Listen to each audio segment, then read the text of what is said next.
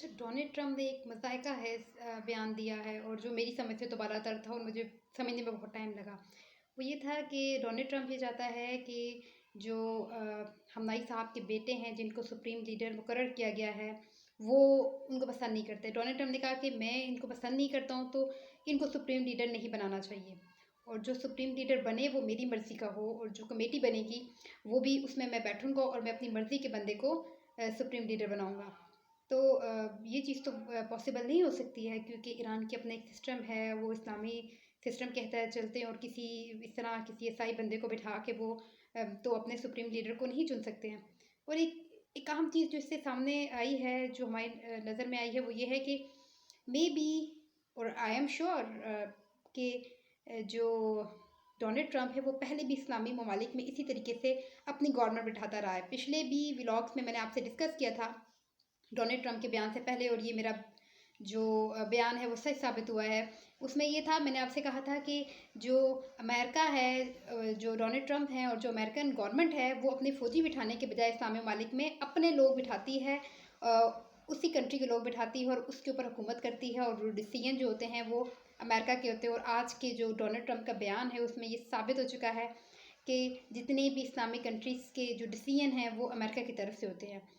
लेकिन अब मुझे नहीं लगता कि ईरान इस चीज़ को तस्लीम करेगा, उनके इस जो बयान उन्होंने दिया और जो उन्होंने ऑर्डर जारी किया है, तो हालात मज़ीद कशीदगी की तरफ जाएंगे। इसके अलावा जो ईरान की एक बहरी जहाज़ था, मशक़ें करके इंडिया से आ रहे थे वो, और उनको टारगेट किया गया अमेरिका की तरफ से और तकरीबन 100 से ज़्यादा हलाकतें हुई हैं ईरानी फ़ौजियों की। तो ईरानी गवर्नमेंट ने कहा है कि भाई वो इंडिया के अंदर ये बहरी जहाज़ जो था वो मेहमान था और वो अपने अपने मेहमान की जो है वो हिफाजत भी नहीं कर सके हैं। और इस पर जो है वो इंडिया की तरफ से कोई रद्द-ए-अमल सामने नहीं आया है, क्योंकि अमेरिका ने जिस तरह से ये बयान दिया है कि हम चाहते हैं कि हमारी अपनी गवर्नमेंट हो वहाँ पे, तो इसराइल को ऐसा लग रहा है कि वो अकेला हो जाएगा और ईरान जो अमेरिका है वो उसको छोड़ देगा। तो इसराइल ने जो सेकंड ऑप्शन के लिए, मुझे जहाँ तक लगता है कि इसराइल ने जो सेकंड ऑप्शन के लिए कंट्री को चूज़ किया वो है इंडिया है, और वो इंडिया के साथ मिल के आगे जो है वो जंग को जारी रखेगा अगर अमेरिका ने उसका साथ आगे ना दिया तो। ईरान की तरफ से इसराइल पर बमबारी जारी है और सैकड़ों की तादाद में रॉकेट फायर किए जाते हैं और पूरा जो उसके शहर है हिरोशिमा और दूसरे जो शहर है उनको मुकम्मल तौर पर तबाह कर दिया है। बहुत सी इमारतों को बहुत ज़्यादा नुकसान हुआ है, इंफ्रास्ट्रक्चर तबाह हो चुका है, लोग बंकर्स में बैठे हुए हैं और वहाँ पर ही वो बस अपनी ज़िंदगी गुजार रहे हैं। कोई ट्रैफिक का सिस्टम नहीं है उनके इसराइल के अंदर। खौफ व हरास लोगों में पाया जा रहा है क्योंकि बहुत टाइम हो चुका है इस जंग को, और ये चीज़ इसराइल भी एक्सपेक्ट नहीं कर रहा था कि इतने टाइम तक ये जंग जारी रहेगी, और ना वहाँ के लोग एक्सपेक्ट कर रहे थे। इसके अलावा अगर हम बात करें अमेरिका का जो नुकसान हुआ है वो उसका भी तखमीना भी लगाया जाएगा कि उसके डिफरेंट कंट्रीज़ के अंदर, जो खलीजी ममालिक के अंदर जो उसके ऑफिस थे उनको नुकसान हुआ है। और अच्छा, मैंने आप लोगों को एक और भी खबर दी थी कल कि अमेरिका अपने जो शहरी हैं उनको उसने हुक्म दिया था कि वो पाकिस्तान को छोड़ दें। तो अब जो इतलात सामने आई हैं गवर्नमेंट की तरफ से, ये इतलात सामने आई कि हो सकता है मुमकिन तौर पर जुम्मे की नमाज के बाद इस्लामाबाद के अंदर एहतजाज रिकॉर्ड किया जाए और एहतजाज हो। तो इसलिए अमेरिका ने अपने जो शहरी हैं एम्बेसी के और जो डिफरेंट ऑफिस के लोग हैं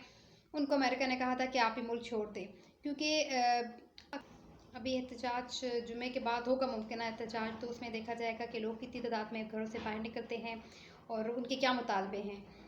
क्योंकि जब से अमेरिका ने अटैक किया है ईरान के ऊपर, तो तब से लोगों में गम गुस्सा पाया जाता है और वो मुख्तलिफ़ जगहों पर एहतजाज कर रहे हैं। और आज की कॉल एहतजाज की उन्होंने दी है कि हम जुम्मे की नमाज के बाद एहतजाज अपना रिकॉर्ड करवाएंगे और एम्बेसी की तरफ में भी वो जाएँ, अमेरिकन एम्बेसी की तरफ, तो इसीलिए उस एम्बेसी को भी बंद कर दिया गया है। इसके अलावा अगर हम बात करें पेट्रोलियम की कीमतों की, तो पूरी दुनिया में जो पेट्रोलियम की कीमतें हैं उनमें इजाफ़ा रिकॉर्ड किया गया है। और जो पाकिस्तान है, आपको तो हम सबको पता है कि पाकिस्तान के जो सरमायाकार हैं और जो पाकिस्तान के डीलर्स हैं वो उन्होंने ज़ख़ीरा करना शुरू कर दिया है पेट्रोल को, और वो पेट्रोल की सप्लाई को मुअत्तल हो जाएगी कुछ टाइम में। तो लोगों ने लंबा रश देखने को मिल रहा है पेट्रोल स्टेशंस पे, और लोगों को यही है कि भाई हम काम से लेट ना हो जाएं और हम लोग पहुँचें काम पे, तो इसलिए वो ये चाहते हैं कि उनकी जो गाड़ी की टंकियां हैं वो फुल हो जाएं ताकि किसी भी काम में उनको रुकावट का सामना ना करना पड़े। और पेट्रोल की कीमतों में इजाफ़ा भी देखने को मिला है कि पेट्रोल की कीमतों में काफ़ी ज़्यादा इजाफ़ा हुआ है। तो देखते हैं 1-2 दिनों में सारी सूरत हाल सामने आ जाएगी कि कितना इजाफ़ा रिकॉर्ड किया गया है और कितने ज़खायर हैं पाकिस्तान के पास। वैसे तो पाकिस्तान ने कहा था कि हमारे पास 10 दिन के ज़खायर मौजूद हैं। तो देखते हैं कि पाकिस्तान जो है वो उन ज़खायर को कैसे यूटिलाइज़ करता है और क्या सूरत हाल आगे सामने आती है। जो ईरान के लीडर हैं उन्होंने कहा है कि दावत दी है अमेरिका को कि वो आएँ, ज़मीन पर उतरें और हमारे साथ लड़ के दिखाएँ। तो अगर अमरीकी फ़ौजी ज़मीन पर उतरे तो मुझे लगता है कि उनको शिकस्त का सामना करना पड़ेगा, क्योंकि ईरान के साथ मुकाबला उनके लिए बहुत ज़्यादा मुश्किल हो जाएगा। और आज जुम्मे का दिन है और मेरी तमाम पाकिस्तानियों से अपील है कि वो ख़ुसूसी तौर पर ईरान के लिए दुआ करें और जो फ़लस्तीनी अवाम है हमारी उनके लिए दुआ करें, क्योंकि मैंने व्लॉग में आपसे डिस्कस किया है कि किस तरह से यहूदियों ने ये प्लान बनाया हुआ है कि वो मस्जिद अक्सा को शहीद कर देंगे और उसका जो इल्ज़ाम है वो ईरान पे आएगा। तो मेरी आप सबसे अपील है कि आप ख़ुसूसी तौर पर दुआ करें कि तमाम जो मुसलमान हैं उनको अल्लाह ताला अपने हिफ्ज़-ओ-मान में रखे। अब तक के लिए इतना ही। हमारे साथ देने के लिए शुक्रिया। अल्लाह हाफ़िज़।